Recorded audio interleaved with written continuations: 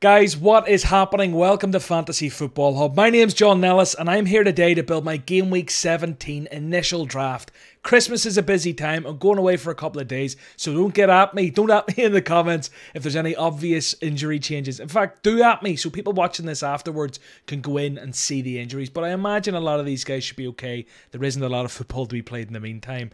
We're going to build this over on the My Team tool on Fantasy Football Hub. If you want 30% off Hub and 12 days free, you can sign up using the link in the description. 12 days of Christmas. How clever.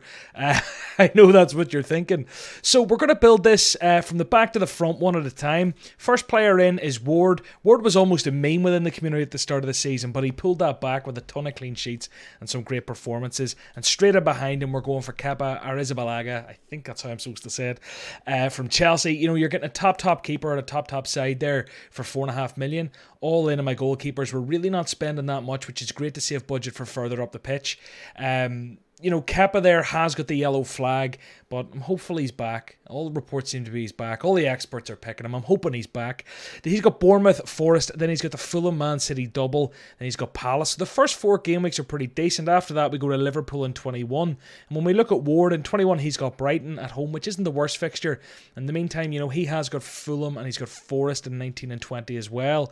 So, you know, there's plenty of options there, plenty of decisions to be made, but I like the goalkeepers. I don't think there'll be too much rotation. I imagine it's Kepa for the most part anyway, initially.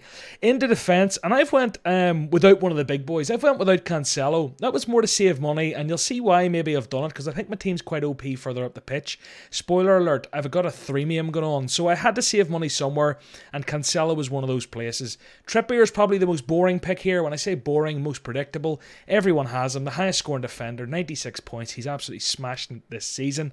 I've also went for Gabriel at Arsenal. He's one of 2 Arsenal defenders. You can probably guess the second. He is the most expensive of them. Great goal threat, some great scores before the break. And obviously West Ham when he comes back. Brighton, Newcastle, Spurs, United.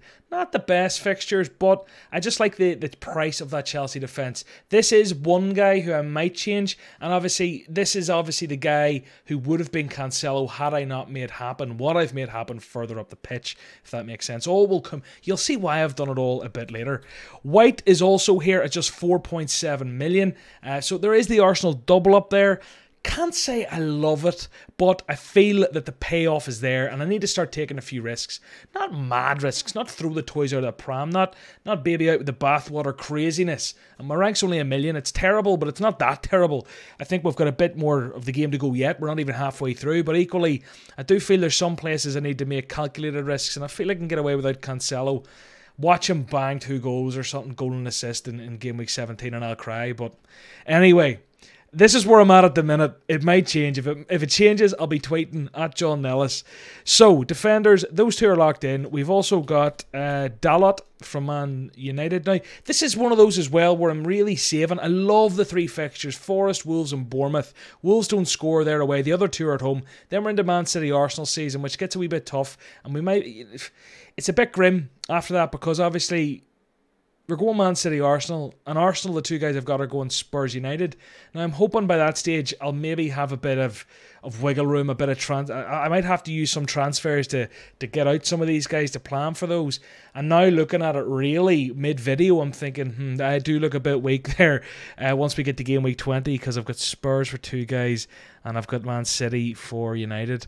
There might have to be a change here, but we'll keep going with it for now because my last defender was purely an enabler, and I think I'm going to run into trouble in a few weeks. But anyway, this is what we've built for now. Let's keep chugging on, and we'll come back. Bueno, by the way, got a few games at just 3.9 million before the break, so 3.9 million. He is nothing but an enabler, 3rd on the bench pretty much every week.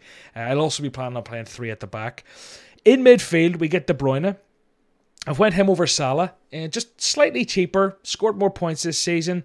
Him and Salah should both be fired up and ready after the World Cup. De Bruyne very disappointing. Salah didn't play.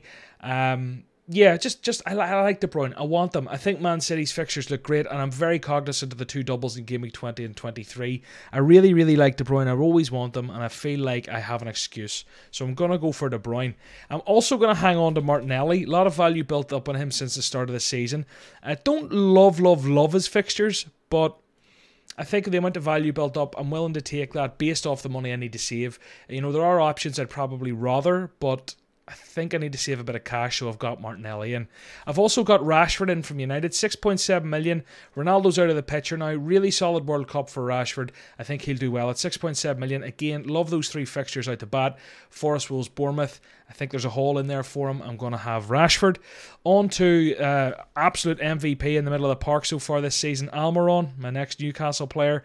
The stats are great. The eye test's good. He's just ticking every box, and his fixtures are half decent as well. So Almiron didn't really take much thought, to be honest with you. Next up, we've got Andreas, which is probably the least surprising pick of them all. Andreas at Fulham. Yeah, he goes in. He should be more expensive than he is. He's a cheap player. He's got the double game week and game week 19, which is brilliant to be targeting. So I've got that 19. Bueno's got one of 19. No, he doesn't. Sorry, I misread. He's really the only game week 19 double I'll be looking at, apart from Kepa. Outside that, we've got game week 20 doubles in the City lads. And when I say lads, you know this guy's coming. It's Erling Haaland. He's absolutely nailed. Erling Haaland, I'd be playing a 3-4-3, and Haaland will be captain in the first game week. Just it doesn't even need explanation. There's no point in dwelling for the sake of dwelling. We know why he's picked. But this is where things get a little bit groovy. We've got Harry Kane in here. I think, he'll obviously be a little bit hurt off the back of the World Cup, I think it's safe to say, but incredible. He's been chugging along this season really, really well in FPL. I think I'd rather have him than Salah at the minute. It was kind of a bit of a toss-up. He's also a little bit cheaper, so he was easier to get to. I just really want him. Now, his fixtures are pretty rough when you look at that. Brentford, Villa, Palace are all nice. City, Arsenal in a double. Kane can score against either of them, and it's a double. I imagine you get a goal in game week 20.